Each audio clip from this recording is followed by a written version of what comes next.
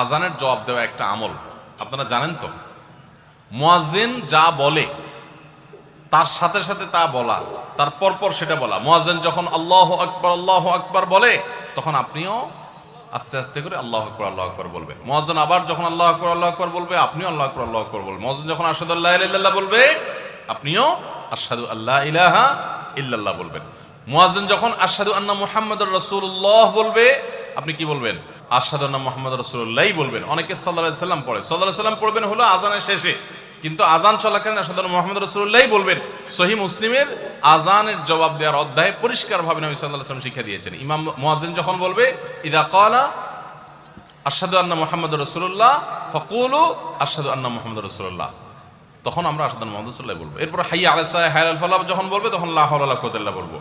এরপর আল্লাহু আকবার বললে তাই বলবো, লা ইলাহা ইল্লাল্লাহ বলার সময় তাই বলবো। তারপরে আযানের জবাব দেবো, দুরূদ পড়বো, দোয়া